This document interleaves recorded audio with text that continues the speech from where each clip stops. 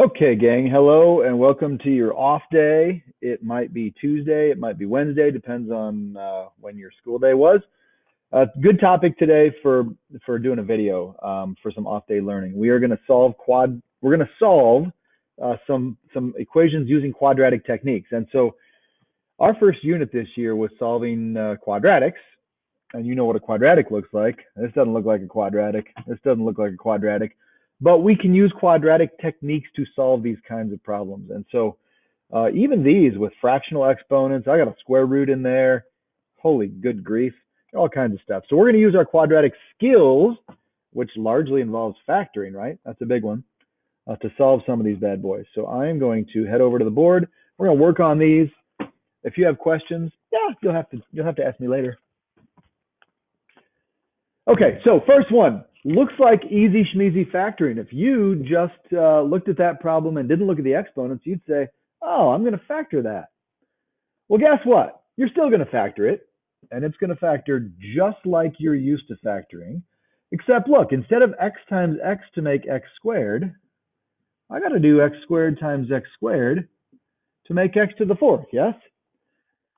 Everything else about this problem is exactly the same. You're thinking, what are two numbers that multiply together to make negative 18 that add up to make negative 7?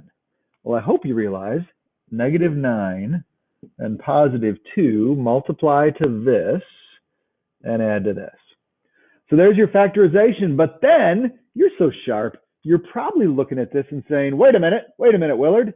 One of those factors can be factored again. X squared minus 9 is a difference of squares. And so that's x plus 3, x minus 3. The next one cannot be factored farther, so that's just x squared plus 2.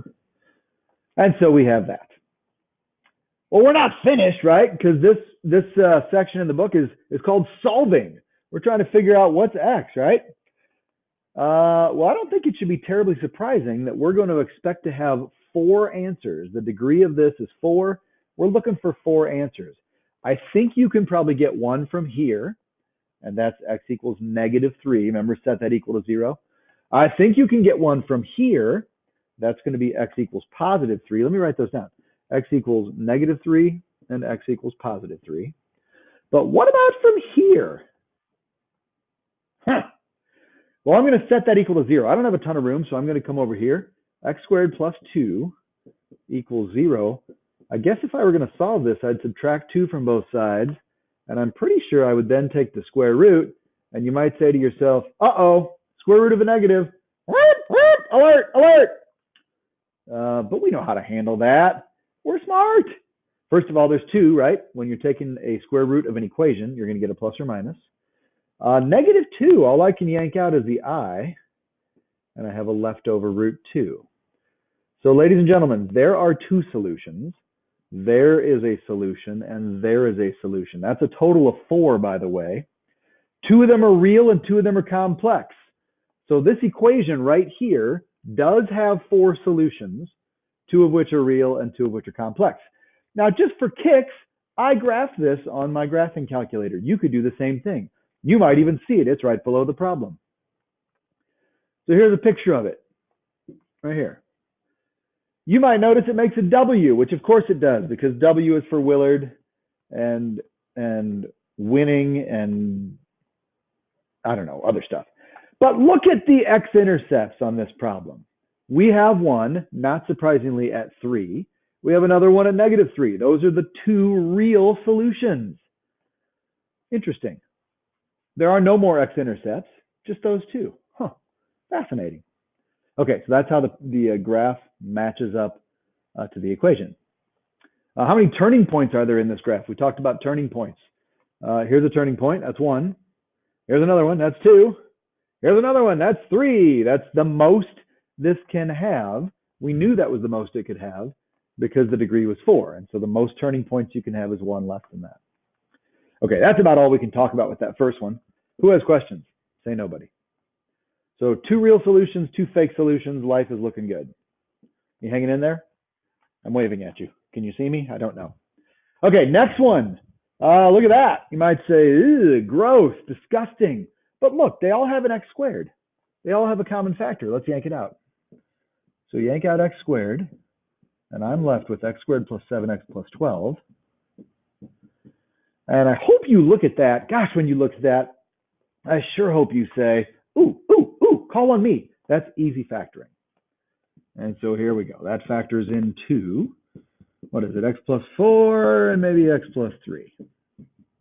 All right, so we have this sucker fully factored. How many solutions are we looking for in this problem? Well, probably 4. I believe we're going to find one from right here. I believe we're going to find one from right here. And I think we're going to find 2 from right here. Now think about setting x squared equal to 0. Take the square root of both sides, and you get x equals plus or minus 0. Well, that's kind of stupid. There is no plus or minus 0. It does, however, count as 2 answers. It's a double root, a double solution for us. So we have 2 answers over here. You don't need to write plus or minus 0. And then we have 1 here, and we have 1 here. Now look at the picture. I drew the picture. Holy moly. We have -4, -3, and 0. But 0 is interesting because the picture doesn't really pierce through the x-axis right there. It doesn't go through it. It bounces off the x-axis. Wonder what that means. Well, here's what it means. When you have a double root, so the same answer twice, you get yourself a bounce. That's kind of how the graph matches up to the equation. So we have a pierce through, and a bounce. 4 solutions. How many turning points? 1. That looks like a face. 2 and 3. Shocking. Okay, so far so good. These notes ought to be making very, very good intuitive sense. I'm going to try to wreck that now on the third one. Don't be down. Keep smiling. Here I am. Can you see me? Hi. Okay, third one. Now, there's fractions there. Do not get flummoxed. It looks like an easy schmeezy problem. So let's set it up as if it were an easy schmeezy problem. We are using quadratic techniques. That's the name of the stinking notes, right? Okay, if these were normal exponents, like if it were x squared minus 8x plus 15, like a normal problem, you'd be saying to yourself, so what multiplies to 15 and adds to -8? And so you'd write x minus 5 and x minus 3. That's if it were normal. It's not normal because x times x is x squared, and you don't want x squared. You want x to the 1/2. So think of what fraction needs to be above the x's that will combine to make 1/2. Hint, it's right here. Yep, if we put a 1/4 right there and a 1/4 right there, think of foiling this together. If I took x to the 1/4 times x to the 1/4, you would add the 1/4 together and get a half. Oh my goodness. So that is completely factored in an easy schmeezy method, just with weird fractions.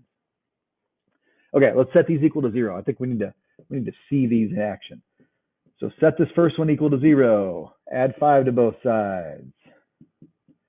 How do you get rid of the 1/4 power? I hope you know by now. You're going to raise both sides to the 4th power. Well, what do we get? X equals, oh my gosh, 5 to the 4th. Seems like it's a big number, 625. All right, so I got myself 625. Second one, set it equal to 0.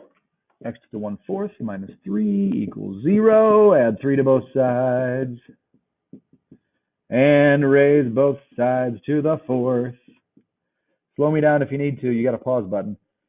3 to the 4th, what is that? 81. Now, when we are done with these, we should be checking them. We really should. So I'm going to check 625, this answer right here. So here I go. 625 to the 1/2. That means the square root of 625. That's 25. 625 to the 1/4. That's 5. 8 times 5 is 40. So I have 25 minus 40. That's -15. Plus 15 is 0. So that checks. 81. Square root of 81. But up here is 9. The 4th root is 3. So this says 9 minus 8 times 3. So 9 minus 24. That's -15. Plus 15. Bingo. All right. Got myself 2 answers. Legit. I love it. Now, some of you are going to get angry at this. Some of you are going to say, excuse me, sir, I thought we were expecting half of an answer. That's good. I like your thinking.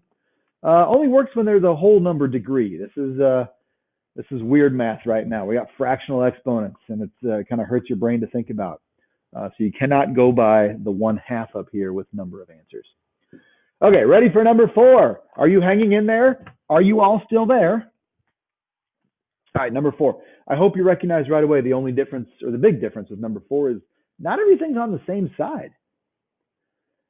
And so I'm going to move everything over to one side. You might say, let's move the x because that takes less work. But I always want to have the biggest exponent be, I don't know, have a positive leading coefficient. So I don't want to move that x. I like the x. I'm going to move the other stuff. So I'm going to have x minus 8 root x. Oh my gosh, I almost wrote a plus sign. Erase, baby. Oops. Minus 240 equals 0. Okay, now it at least looks kind of easy schmeezy. I don't like that square root sign. It's making me crazy. But look, if you wanted to, you could write this. And now it looks very much like the one we just did, except easier. It looks easy schmeezy, so you know it's going to factor like this. And you're thinking, oh, it's not going to be x times x. It's going to be x to the 1/2 times x to the 1/2. Sorry, that first one is sloppy. I can't fix it. Because 1/2 and 1/2 makes 1. So you're thinking what multiplies to negative 240 that adds up to negative 8? And ladies and gentlemen, I believe that is 20 and 12, with the 20 being negative and the 12 being positive. All right, set them both equal to 0. X to the 1/2 minus 20 equals 0. I'm saving space. Look at that. I added 20 to both sides. Get rid of the 1/2 exponent by squaring. And you get 400. Woohoo! That says 400, not 406. The other one, set them both equal to 0, which means subtract 12 from both sides. There we go. Square. And you get, what is that, 144? All right, but what do we need to do? We need to check them. Yes, we do. I don't know what's going to happen. Let's check the 400. So here I go. Square root of 400 is 20. 8 times 20 is 160. 160 plus 240 equals 400, which is what it's supposed to equal. So 400 checks. 144, let's check this one. Square root of 144 is 12. 8 times 12 is 96. 96 plus 240 is 336. That's supposed to equal, it was supposed to equal 144, and it did not. Huh! So ladies and gentlemen, we have ourselves a superfluous answer. An answer that should not be there. It didn't work. Yeah, that's why we have to check these. We certainly have to check these. I think when we squared this negative right here, that introduced some trouble, some trauma into this problem. That's just my guess. So one answer that works, one answer that doesn't. Life is pretty good. All right, we're cruising. We are doing well. We are down to the last one. Let's get it done. Let's wrap it up. I'm going to give myself some extra room. This looks easy. Oh, this last one looks real easy. Now, you might, hello again, you might decide you want to square root both sides right away. It just looks very square rootable. I'm a bigger fan of using factoring. Now, they'll both work, but I like getting a 0 and then factoring. Because sometimes when you square root, you forget about some answers. You leave some stuff out. You just make boo-boos. But when you factor, let's see, how do I make x to the 4th? X squared and x squared. How do I make negative 36? Looks like a negative and a positive. That was a difference of squares. That's pretty simple. So look, when you set these equal to 0, I'm going to set this first one equal to 0. Add 6 to both sides. Take the square root, and do not forget, this gives you 2 solutions, yeah? Same thing over here. When I set this bad boy equal to 0, subtract 6 from both sides. Uh-oh, I got a square equaling a negative. That's yucky. But I'm still going to get 2 answers, but they're going to have an I. So just wanted to show this one. A lot of people don't get enough answers for this problem. There should be 4. Well, I got 2 that are real, and I got 2 that wish they were real. I got 2 that are fakers. All right. So that's a hodgepodge. That's a bunch of, I don't know, solving using quadratic techniques. We did 5 problems. I hope you kept up.